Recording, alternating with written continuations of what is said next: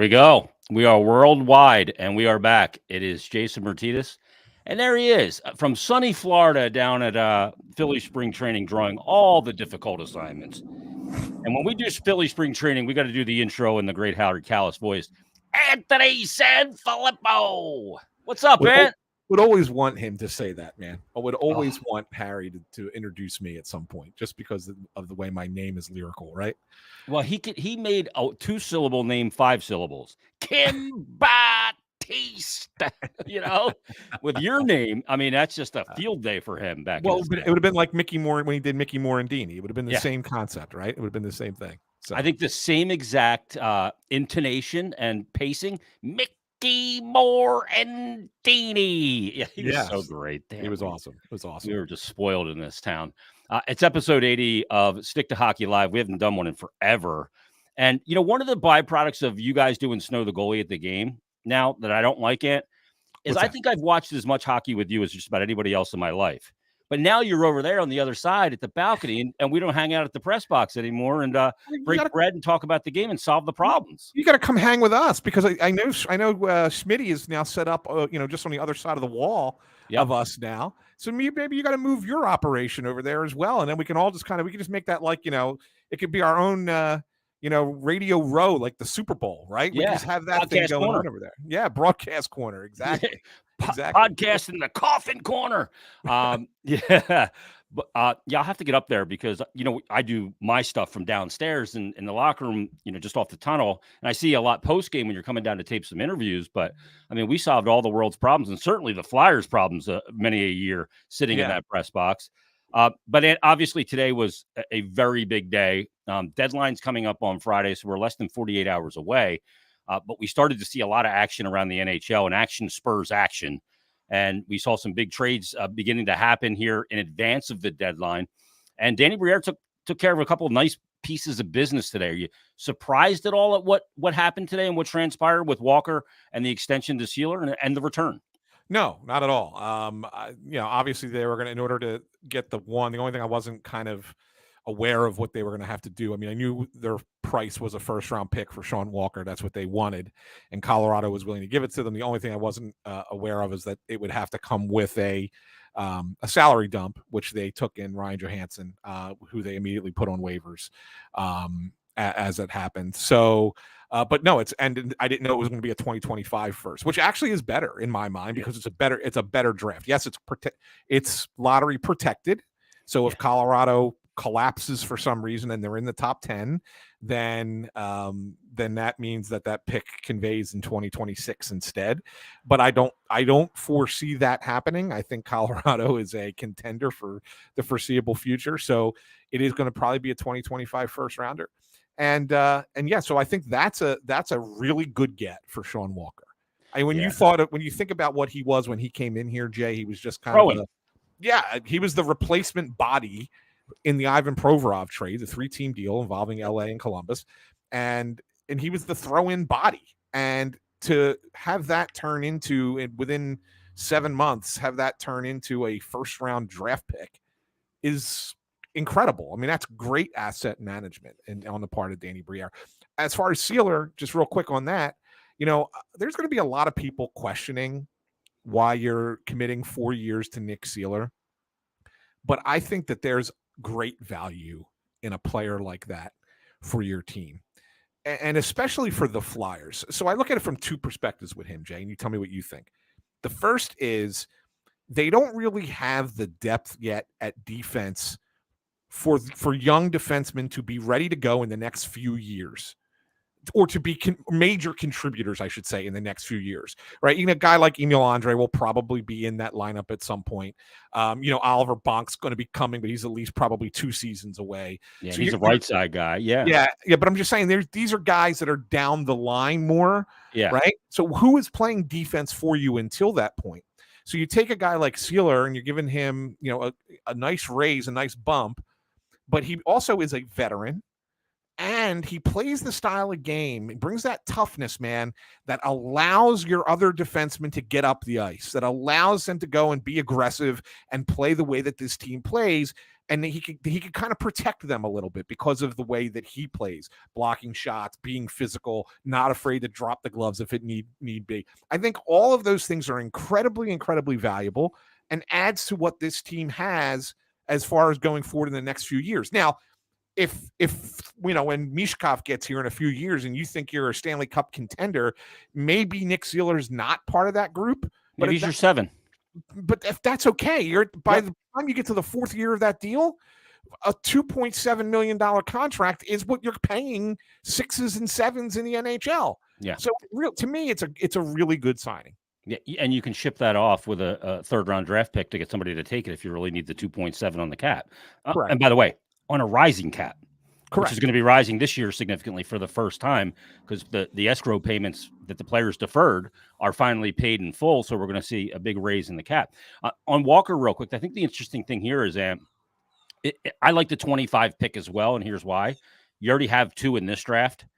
Now you have 2 in the 25 draft, and I can't draft 3 guys in the first round and 3-4 guys in the first round of one draft. I can't have them all coming up at the same time off their ELC, off their RFA contract. You want to stagger guys coming in so that you don't have it all to do in one offseason, because I think that's when you can get some attrition. I think it's been part of the problem that what's happened in Toronto is they had to pay everybody at the kind of the same time, and then they brought Tavares as well.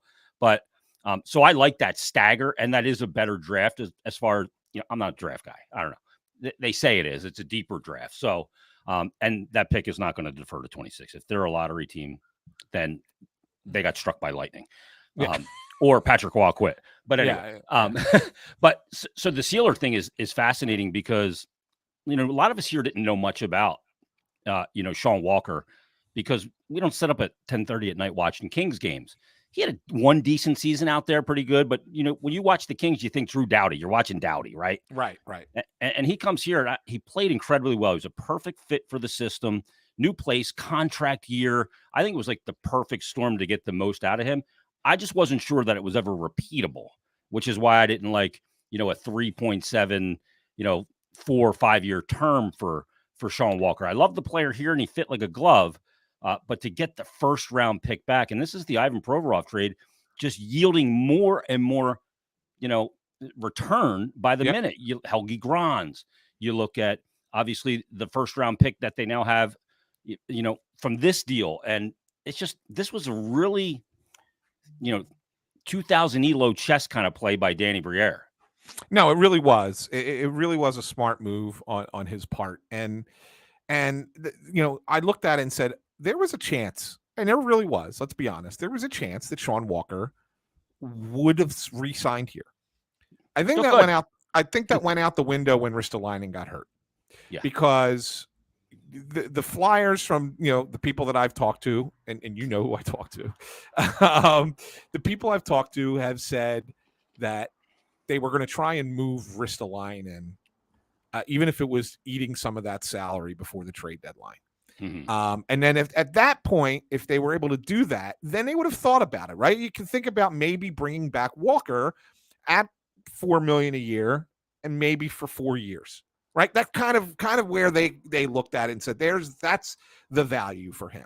Especially if you only retained $1 million on Risto, because then you're right where you were. Same right, number. Exactly. You're just extending him, right? So I think it became a situation then once Ristolainen gets hurt and he's not able to come back, it became, painfully obvious that you couldn't carry both that contract and sign Sean Walker and have both of them locked into the future, because then all of a sudden you lose leverage, right? You lose, even if you want to move Ristolainen in the summer, which I still think they will, having 2 guys with that contract, with the very similar contracts, other teams are going to look at it and go, well, you have to move one of them. Yeah, you have no choice. Your hands are so their value is completely gone. Right. Yeah. So I think that it's, you looked at it and said, okay, maybe Walker wanted 5 years. You weren't willing to go that far. Maybe he wanted a little bit more money than you were willing to pay. I don't know. Maybe he would have come back. Who knows? I think Sealer came back a little bit on his number. So, that could be an agent GM game that you're playing. But the reality of it was you couldn't give him what he wants to look for on the free agent market. Yeah, so you got one chance at that. Yeah.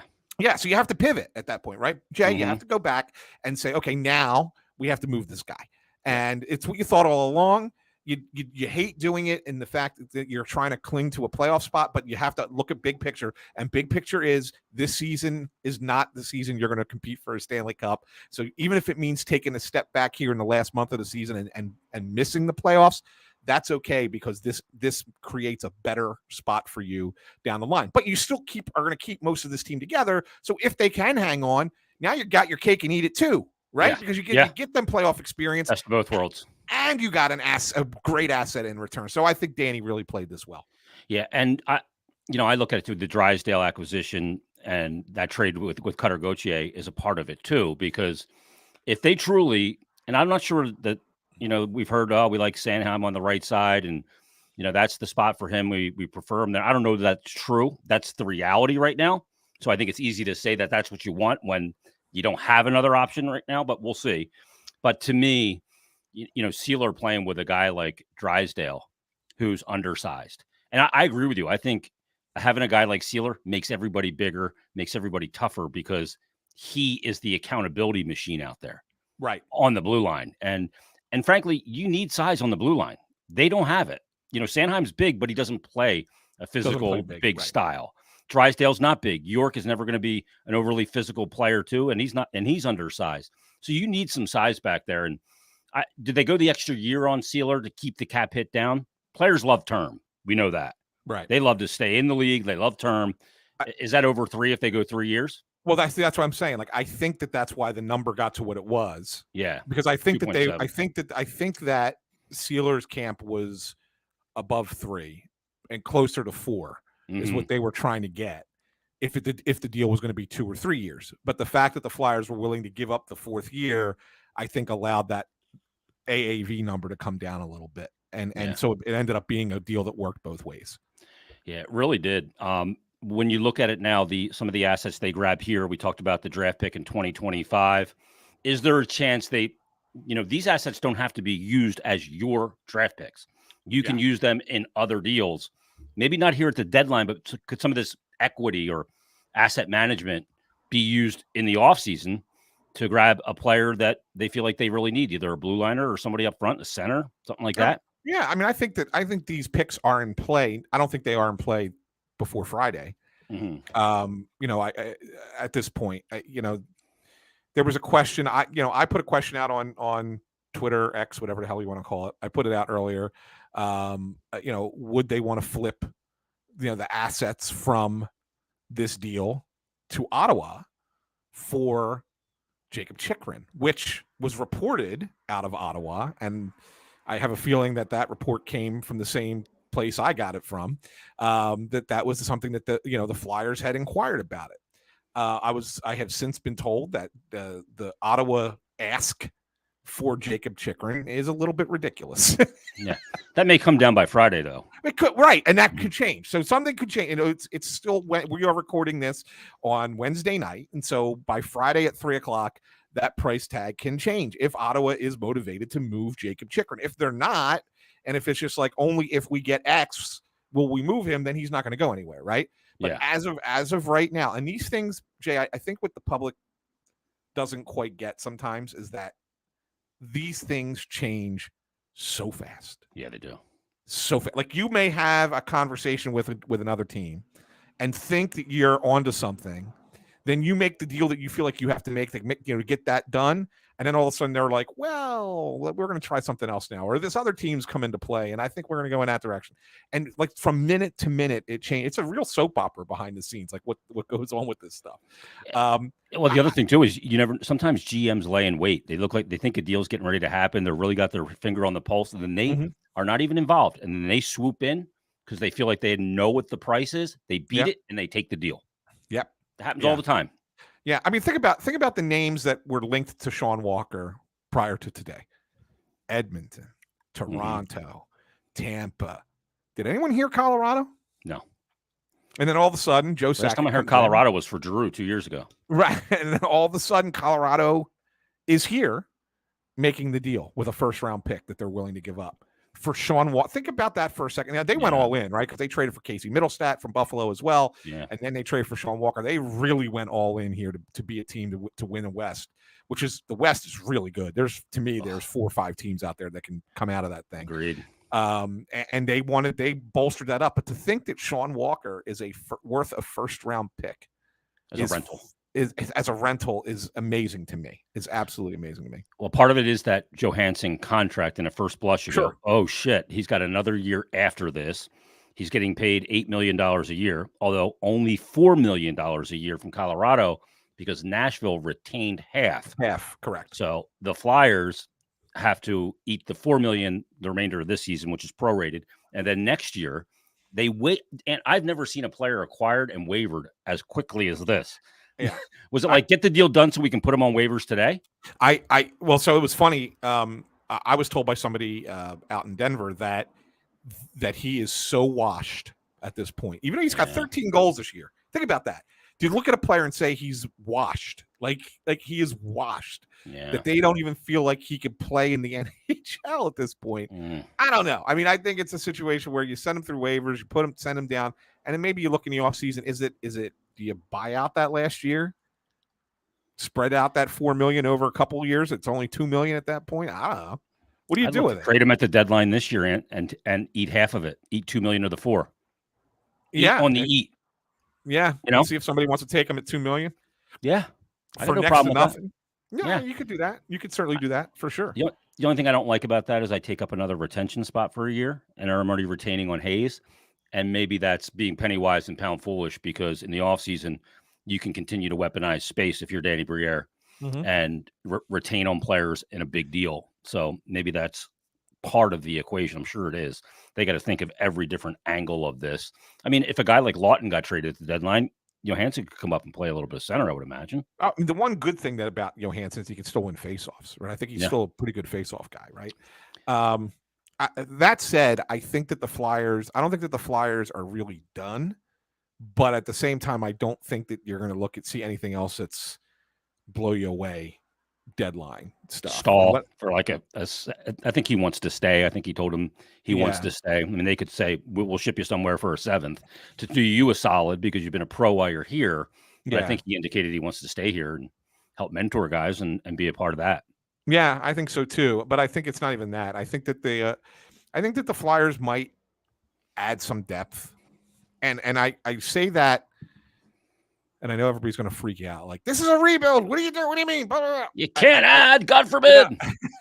So we were talking about this before we went live, right? The Flyers have 5, 6, 7, 8, 9 picks in the first 2 rounds. Or I'm sorry, 8 picks in the first 2 rounds in the next 2 drafts. Yep. Okay. They have 2 firsts and 2 seconds this year. And 2 firsts. Oh no, 6. I keep miscounting. 2 firsts, 2 seconds this year. 2 firsts, 2 seconds next year. I was counting the 3rd round picks as well. So they have so much up at the top of the drafts that if they were to give up a 5th rounder or a 6th rounder to add another player to be in the rotation or to maybe add a backup goalie, it's nothing. It's no big deal, and that kind of helps the current group a little bit. Right? If they're not going out and spending any of these top assets, that's not what they're going to do. But if they go out and trade a 5th rounder or something, so be it. Right? I mean, is that the end of the world? I don't think so. 5th round pick, the chance of him playing 200 NHL games in is about 3%. That's not. I think it's lower than. Yeah, and you can go look, Kirill Kaprizov was taken in the 6th round. Look, and I know there's those guys. Joe Pavelski was taken in the 100th round, and he's still playing in the 2003 draft, but. That happens, but it's the odds are not with you. Correct. It's a literal lottery ticket, a Powerball ticket, not even a pick 3. Where you got some decent odds. And they have extras down there. They have an extra 5 in 2025. They have an extra 6 in next year, 12 this year, 24's draft. Like they can move one of those and really still be well ahead of the game as far as and keep in mind the other thing is there's only so many contracts you can give out, you can carry. You're limited to 50 total contracts. Not to say you're going to sign out all these guys, but the point is that, you're right. And unless they are in college, you're going to look to get them signed sooner rather than later, so they can start playing in the AHL once they hit age 20, right? Yeah, so you don't want to lose them if the college player decides to wait it out. Yeah, exactly. So you gotta the players, that you draft have to kind of see a path. Otherwise, it's gonna be like, maybe we don't want to go there. So you can't have too much of that. So I mean, it's wonderful to have 600 draft picks, but you can't use them all. So if you have to add a little, if you give up one to add a little bit of something here, nothing major, then I think that's totally fine. Yeah, Jimmy Puckett's at Uncle Betsy on Twitter tweeted this out the other day, and I screenshot it. I've cited it a couple times. He said some Flyers trade deadline info for you maniacs: 48 contracts, 50 is max, 2 open retention spots. Hayes has the one. 13.6 million on IR. That was Ellis, Risto, and Drysdale. 1.66 million buyout cap hit 24-25 on Tony DeAngelo. 10 picks in this draft. The Columbus second conditional. Then we also have to add in the Jay O'Brien compensatory pick too, that they'll have at the end of the second round. And then the 4 UFA, Sealer, Stahl, Walker, and Sandstrom, obviously. Walker is now gone. Sandstrom's probably not going anywhere. And we'll see if they grab, some kind of veteran goaltender that I know Sandstrom played well in that last game. Is that enough to go, okay, we feel comfortable with it? And with 15 games in 30 days of this month and a murderer's row coming up?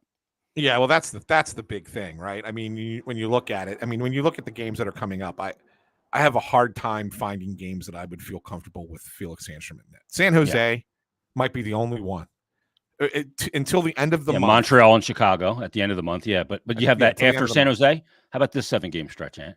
Toronto, Boston, Toronto, Carolina, Boston, Florida, Rangers. And that's Florida and Tampa before it. And Florida and Tampa right before this week. Yeah. Yep. This week. Right. Yep. So, that's 9 out of 10 that are just against the best teams at the top of, at this time of year. I don't know. With absolute animals on their team, and the Flyers have had a hard time stopping elite talent. Yeah. It's insane. Yeah, for sure. And that's the thing, Jay. That's it. Yeah. It's crazy. Where this all goes, I don't know. I don't know what we see before Friday. Like you said, I think there could be an acquisition of a skater, I'll say, probably a forward, and then maybe a goaltender as well, to give them a little bit more of a chance with a little bit of attrition here. Is Drysdale coming back? What are you hearing there, Ant? Week to week, what does that mean? Yeah, they were kind of hoping for a month from the time he went out, so it would be the end of March. So this about 10 days already. Yeah. Yeah, so they're not going to really do a reevaluation until next week, and I think at that point they'll make a determination as to can they get him back. I think that we're not going to hear. I don't think we're going to hear anything until this gauntlet of games is over. Yeah, and by that I think it's the reality of, are they still in a playoff spot after those 9 games or 9 out of 10? And if they are, then Jamie Drysdale will find a way to get back into the lineup before the end of the season. Yeah, because they feel like they can get in, because it does. The schedule lightens up in April. It does. Right? You got the Islanders, Buffalo, Columbus, Montreal, Rangers, Jersey, Washington to end it. And I have a feeling the Rangers and Washington will be out of that mix. And New Jersey and Washington, Rangers might be just playing out the string because they're going to have the number 1 seed locked up. Exactly. So that's what I'm saying. So like, if you're still in it after that gauntlet, then Jamie Drysdale will play.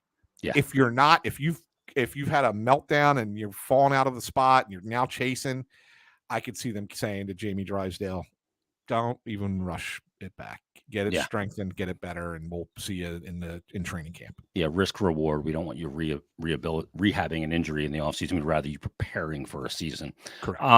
Sean messages in and said, do you see a Zegras trade to Philly as a real possibility, a fit under Torts? I don't see it. I know he's a big, sexy name and an enormously skilled player. I wonder about, he's got a lot to learn away from the puck and all of those things. And I know he's a highlight reel, but I don't know that he's a fit here for what they're trying to build. No, I don't. And I do think that I don't think he's a center either, by the way. No, he's certainly not. He's definitely a winger, and they need centers, right? Let's be honest. More than anything else, they need centers. And let's not forget that Bob Murray is a senior advisor here. Yep. Okay, the guy knows the Anaheim situation, knows everything about them, and if they were interested in Zegras, I'm not certain that they have anything that they could give up or they would be willing to give up to bring him in and cross their fingers and hope that he fits. Yeah. You know what I mean? Like everything that you just said, much risk, ton of skill, yeah. But why risk it Like, why risk it? It's, if it doesn't work out, you're still bereft centers. You still don't have a number one defenseman. And, that's what you're hoping to get with all of this.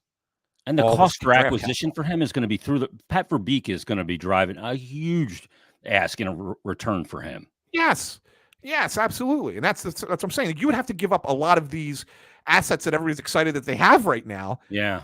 And you're not certain that it's a fit for this team. And why do that? Why give up those assets for a guy that's I don't know. Yeah. When you can, if you need to go get a player. And look, this isn't the time to do that anyway. I think that that kind of player you're looking to get maybe next year, after next season, right? So let's see what happens. And last thing for you, as Brian puts on the screen, everybody is buddies with Jonesy. How much of what they've been able to accomplish is the combination of them being a good team, therefore gaining leverage? Their players are playing well. Teams want players that are playing well, and they don't have to move them because they're in a playoff spot. And then you couple that, like we didn't hear Colorado, this front office, this group's ability to operate under cloak and dagger. Cutter Gauthier, nobody knew that.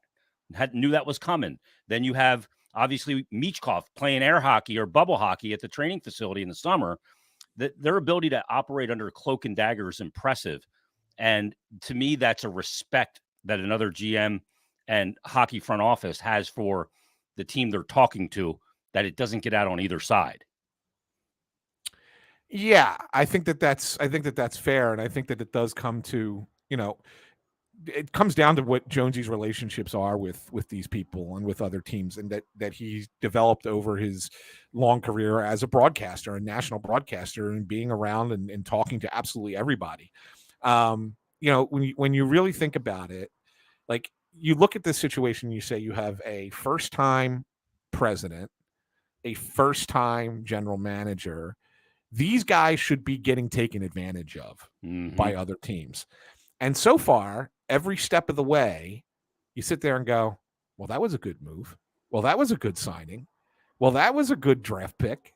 And you're like, well, wait a second. If they're supposed to be wet behind the ears and not do well because they're their first time at it and they got to learn learn the ropes before they can really be successful, well, why are they successful so far? And the reason they're successful so far is exactly what you're just saying. It's because there's great respect for Keith Jones around the league, and to a slightly lesser extent, Danny Briere, but there is respect for Danny as well. And that they're willing. Look, we hear so many things behind the scenes, right? We know, who all the rumors and stuff like that and everything, but they are really trying to control the big things now. The things that matter more than anything else. And they're really, really trying. That's what we find out about them. We may hear them, we may get them, but we're getting them like right before they happen, as opposed to hearing it weeks in advance, like we used to get all the time. Right. So that's a credit to Jonesy and to his relationship around the league. Yeah. Brian says Briere lied about the rebuild because he didn't get a 4th round pick for Steeler. I hope Brian's kidding. I think he's saying that very tongue in cheek. Yes, I think he is as well. Yes. What's coming up for Snow the goalie this week? Got a game tomorrow night. Road game tomorrow night. Road game tomorrow. So we'll probably do a morning after Friday morning. Yeah, well, I mean, so Friday is going to be nuts for me down here, but that's okay. And then we'll certainly have probably a reaction to everything at the deadline. I'm going to try and get Danny's going to be down here in Tampa. Yeah. He's going to talk on Friday afternoon, I think around 4:00. Yeah, down here. So see how that goes. Well, that's perfect for you, huh? Well, sometimes when you look at the schedule and you decide what's a good time to get down there, you figure if you're doing both teams, you try and make it work so that you can do both teams. Yeah. Works out good for you, man. Yes, it does. Good job. Head over there. Are you Airbnb-ing Ryan Howard's old estate with the moat around it there on Clearwater Beach? We drove past that today, by the way. Isn't it the weirdest thing? Like, it's so close. You build this monstrosity of a house with a moat, but you can knock on the window of the house next to you and ask them if they have any Grey Poupon. No. It's so close. No, we drove by. No, I'm actually down in Largo, which is about 15 minutes from the ballpark and 15 minutes from the beach. So it's perfectly situated. Nice little cabin that we have here. And it's good. It's a good spot. Well, enjoy it, Ann. Thanks for doing this on short notice as well. I appreciate it. I'll get you out, and I'm going to have to say a few things about the people that were freaking out that the Flyers at the Rumors a couple of weeks ago. So I want to talk on that. Yeah, but feel hey, free. thanks for doing this, brother. I'll talk to you anytime. soon. Have a safe trip down there. There he is, Anthony Sanfilippo from Crossing Broad, the Snow the Goalie podcast as well. We appreciate him jumping on. We'll be on Friday. Anthony DeMarco and I will do a kind of a trade deadline wrap-up show at 4:00 coming up on Friday. Tried to get Ant tonight, but he just had too much going on. But great for Anthony Sanfilippo to jump in and get going here on the Stick to Hockey Live show. We really appreciate that as always. Real quick, I know that I had some back and forth with some Flyer fans a couple weeks ago, about a month ago, about them freaking out at reports, mostly about Sean Walker, because the reports were coming out about $4.5 million times 4 years or 5 years. And people were going nuts. And Danny doesn't know what he's doing. They told us it was a rebuild. Bullshit. They bait and switched us again. And I get there's a lot of scar tissue. I do. There is definitely a lot of scar tissue. And people have PTSD from so many years of saying you're in a rebuild or retool or whatever it is, and that not being the case. So all of that considered. But look, like this guy is telling me on Twitter, I said, remember the day the Flyers Twitter was freaking out, some on Flyers Twitter, about the deadline based on the Walker rumors. Again, rumors. Then some chastised me and others for saying to react when something actually happened, not based off of silly season rumors. This is why. This is a prime example. And a guy had replied to me, and he said, God forbid we have any opinions on rumor moves put out by insiders. It's so weird that the people with podcasts, that would be me, who basically make a career speculating on the team and trying to police public speculation, largely based off what those very people are saying. I don't do the kind of the speculation thing. That's not the podcast that I do, but there's a lot that do. It's just, I work for the team. I do recaps, interviews, and analysis, and call things as I see them. But you can opine. I think opining on rumors is totally normal. Totally normal. I'm not trying to police anybody. Everybody's free to do what they want. What I'm saying is, don't take a rumor as gospel. You have to always remember this. This is the biggest key to all of it, is that information gets out with an agenda. It never gets out because somebody doesn't want it out. So whether that information comes from the club, whether that information comes from an agent, the player, anybody, another team trying to deal with it, doesn't matter. That information gets out with an agenda. It's got a reason it's coming out. And you have to remember that. There's a reason why it gets out, because somebody's hoping it getting out and reported a certain way benefits them in some way, shape, or form. So you always have to remember that. It's like in the NFL. I have a buddy who was an agent, an NFL agent, and he told me, I have a free agent. 2 teams are interested. I'm getting it out there to the insiders that 5 teams are interested, because I want it to make it my player that I'm representing. I want to make him seem more in demand so I can get a better deal for him. Like, these things happen. It's not all true. And like this guy, Dark by Design, said to me, I said to him, I'm not trying to police you, saying maybe just don't have a meltdown over speculative rumors during silly season, especially during silly season. React when something actually happened.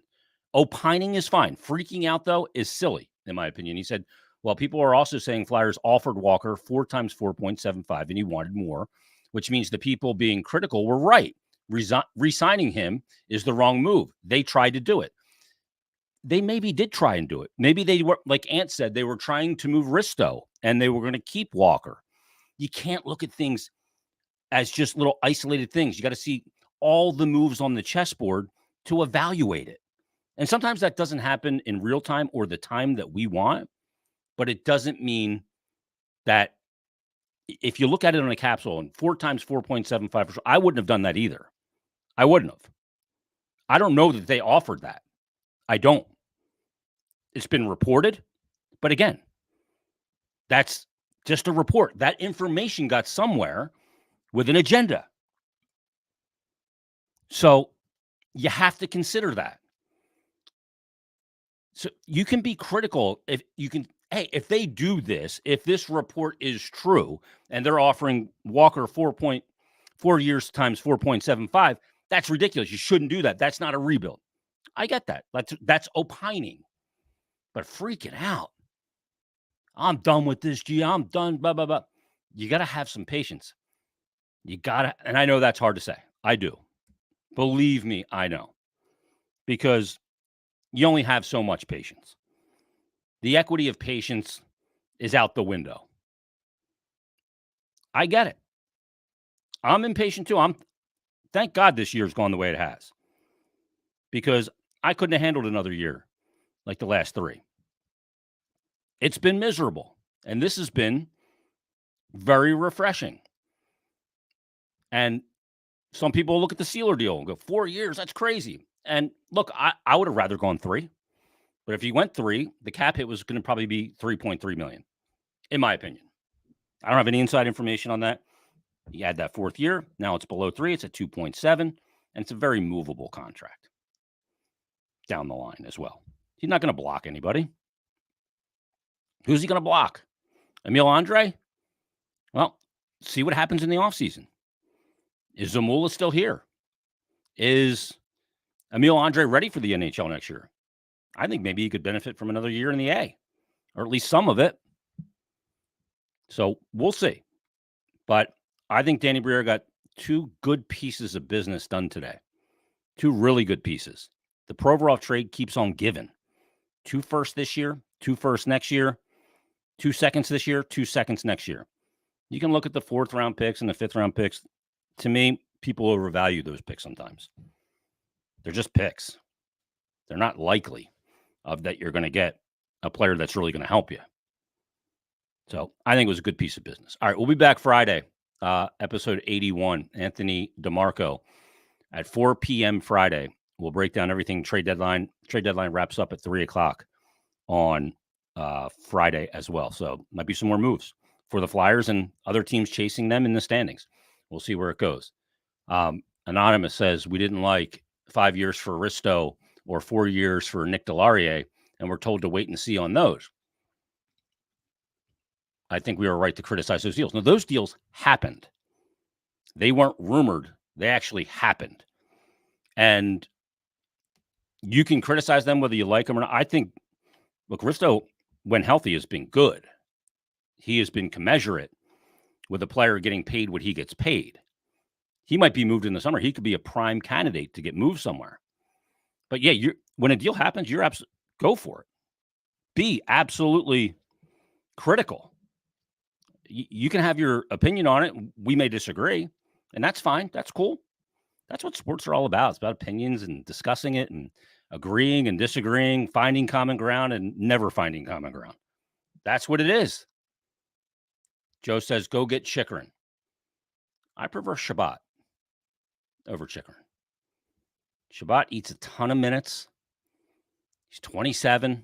I think he makes a lot of your defensemen better by his presence because of the amount of minutes he can play. 25, 26 minutes a night. And it lessens the workload for Sanheim and York. And by proxy, to me, that makes them more effective as players. So I go with that. Joey B., my man out in Colorado. Thank you from here in Colorado. Thank you. Yeah, you got a good player in Sean Walker. He may be a real key acquisition for them. Justin says, Islanders are going to be a tough team coming down the stretch. Yeah, Islanders are playing good. It took a little bit for Patrick Waugh to get the foothold there and get them going. They've now won 4 straight games. They're 4 points back of the Flyers with 2 games in hand. So, yeah, I think that's the biggest threat to the Flyers. I don't think Washington's a threat. I don't think Pittsburgh's a threat. And I really doubt New Jersey is at this point 8 points back. I really don't think so. And, they fire Lindy Ruff. I guess his save percentage wasn't good enough. GM fires the coach because he didn't give him a goalie. It's a joke. It's an absolute joke. And we'll see what happens with Ryan Johansson as well for the Flyers if he's going to pass through waivers.